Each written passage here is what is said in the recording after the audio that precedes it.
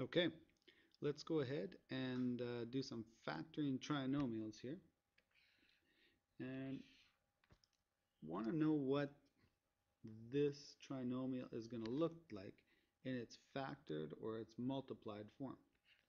So what we're looking for is when we break this up into two things that are multiplied together, what would it look like?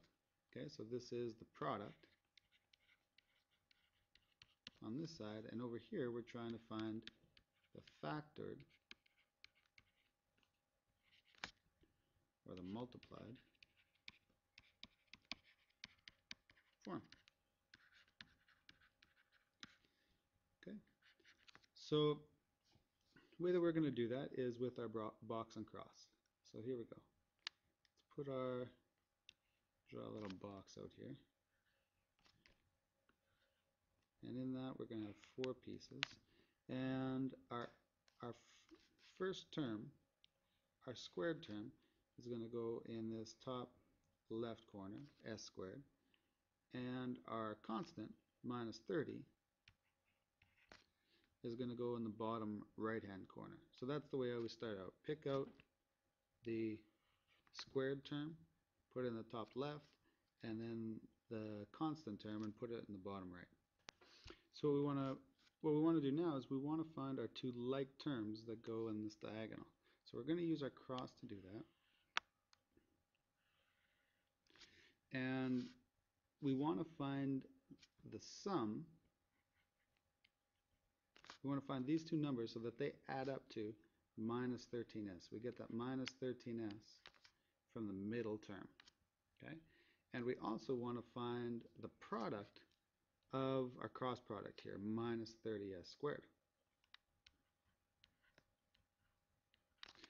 Okay, so when I go to hunt for my two like terms here, my two numbers that are going to go in here, I'm going to always start by trying to find a good set of numbers that multiply to 30. So when I see 30, I see 5s times 6s. Okay, so now I go ahead and check, and I say if I've got, well, and a minus 1 goes up in front, right? Okay, so these are the products that make minus 30s. So I say, can I have an arrangement of those numbers that gives me minus 13? Well, when I add or subtract 5 to 6, I can't get my 13. So I'm going to go ahead and continue factoring minus 30s out. So here we're going to have 2 times 3s. So this number down here is still minus 30s squared, but I'm just going to look for the combination that's going to make it so the two numbers that I choose to multiply also add to minus 13s. Okay, so let's see here. If I've got 15, 5 and 3 gives me 15, minus 2, that gives me plus 13. I can do it the other way around, right? I can say, let's say I have minus 15 s plus 2s. That's going to give me both numbers that I want. Okay, so I've got 15 here, and I've got 2 here, and then I put the negative with the one that's going to give me minus 13s and minus 30s. So let's see how this works. Minus 15s here, and plus 2s there. Okay, so I've got numbers that, this is the key. If you can do this with all of these questions, you're golden. Okay, so minus 15s times 2s gives me minus 30, and minus 15s plus 2s gives me minus 13s. That's good. Okay, so now it's just a matter of taking the common factor out of each row and each column, and you've got your factor. Okay, so here it looks like I've got, for this row it looks like it's got s in common. For this row it looks like I've got minus 15 in common. Remember, you got to make sure it's the greatest common factor. I could have used 3 or 5 here as well, but that's not going to get me the right factorization. It's got to be the greatest common factor that comes out of that. Okay, and then here I've got s, and here it looks like plus 2. So those are going to be our factors. S minus 15 and s plus 2. So we can go back and check, and these two multiply to s squared. These two multiply to minus 15, 2s, and minus 30, and when I add them up, I get my original product, right? Okay, so sometimes they don't work out so slick. Second one here is a good example. Okay, number 2. Let's give this a try. So when I look at this, I know what I want. Okay, I know that my product, I want a nice factor that has two binomials in it. Okay, so let's start the same way. Put our box. We'll put our 5q squared here, and we'll put our constant 5 here. And now we're looking for our like terms, so we're going to use our cross, and the number I want my like terms to add up to is going to be minus 3q, and the number I want them to multiply to is going to be 25q squared. Okay, so I always start with my multiplication part, and then so I say this is going to be 5q times 5q, and I look here and I say, can I get those two numbers to add up in any way to minus 3q? And I can't. But the problem here is that I can't factor 5 anymore either. So this one is not factorable.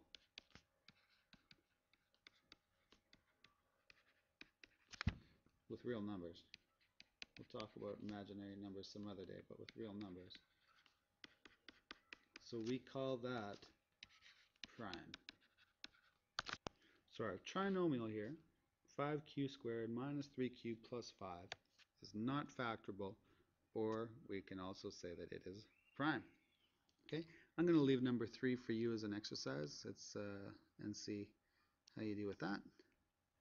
But I'm going to try number 4 here. So just because you don't get a nice simple answer right away, it doesn't necessarily mean it's prime right away. You've got to go through the steps and make sure that all of the factors don't give you your product and your sum. Okay, so let's take a look at number 4, and we'll start the same way here. Let's make our box. And I think this example illustrates the factors pretty good. So let's put in 10y squared here and plus 7 there. And now I'm going to go and use my cross to find two numbers, or two like terms, that add to negative 19y and that multiplied to our product here is 70y squared. Okay, so when I see 70, I instantly see 7 times 10. So I'm going to write that out. 7y times 10y. Okay, that's the same thing. But when I go and multiply those together, I get my 70, but I can't use 7y and 10y to get me 19. So I'm going to continue to factor this number out, and 10 can be written the same as 2 times 5y. Okay, and now let's see what I can do here. So if I put 7 with 5, I'm going to get 35 and 2, and that's not going to get me to 19 either. But if I go 7 times 2, I get, or 7y times 2, I get a 14y there, and a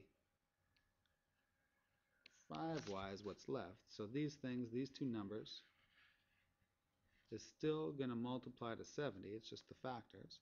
And now I got to try and find, it looks like I can get to minus 19 this way if I make them both negative. Minus 14 minus 5y, minus 14y minus 5y gives me minus 19y, and it also multiplies to plus 70y squared. So here's my numbers. Minus 14y minus 5y. Okay? It's really important that later on, when you start to do these by inspection, you might not want to write this whole box and cross down, but this really sets up a construct of how you can think about how to get the numbers by inspection, or just by kind of looking at the question and getting the answer later. Okay, so if you can't find your combination for your product and your sum, think about the different factors that are in that product and which combinations you have, and it's going to be a lot easier to get the magic numbers. Okay, so let's finish this one off. Looks like a common factor of 5y will do it for me here. A common factor of -7 in there. Looks like I've got 2y here. And here it's just going to be -1. Okay, so let's make sure everything multiplies out. I've got 10y squared there, looks good. Minus 14y here. Plus 7 here. Minus 1 times -7 is +7. And in this spot, -1 times 5y is -5y. So there's my factors. 2y minus 1. Oops. 2y minus 1 times 5y minus 7. Okay, so there's some fairly straightforward factoring ones. The couple of curveballs that you can get here. Let's look at this next one. I guess it's a little hair-raising here. There's two variables that are in this question to factor out, but it's the same idea. Still going to use our box and cross, and we're just going to be a little bit more careful about how we deal with both variables here. So usually we would put this last term, the constant, down here, but because it's got an x squared with it, we're going to put that whole term in here, minus 3x squared. Okay, and what we do in our middle term, we see a combination of x's and y's, so that's what we're going to look for when we go and find our sum and products. So our sum here, we want to be 4xy, and our product is going to be minus 12 x squared y squared. Okay, so when I go to find this, let's find two numbers that multiply to -12 first. So I'm going to use 3 and 4, that's what I see, times 4, and we're going to have the -1 out here someplace, and then it's going to be times x squared times y squared. Okay, so I'm going to look at this and I'm going to say, can I get the +4 out of there? And I can't. So I'm going to continue to factor this out. The 4 is going to give me 2 times 2. And I've got x squared and y squared down here. And now I've got a 6 here and a 2 here. And I like that combination because I know that with a 6 and a 2 I can get myself back to 4. So I'm going to put minus, well, let's just put the 6 first. 6 here and 2 here. Now I say to myself, where does my minus need to go? I want to end up with +4, so I'm going to put the minus with the 2. So if I'm just looking at constants, 6 times -2 gives me -12, and 6 minus 2 gives me 4. Okay, and now I can see that I've got a product also of x squared here. So if I give each of these an x, when I multiply them, they're going to give me an x squared, and when I add them, I'm just going to add up the x's. Okay, like terms, and same with the y. Okay, so I've got my two like terms in there. So 6xy and minus 2xy works kind of nice.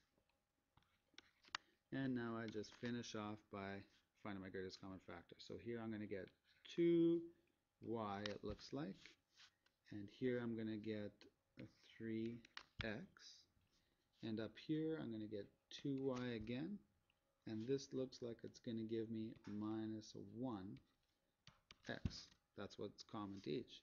So 2y minus 1x times 2y plus 3x, and that should do it.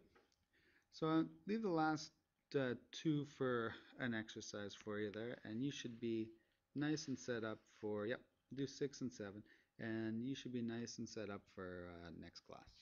All right, away you go.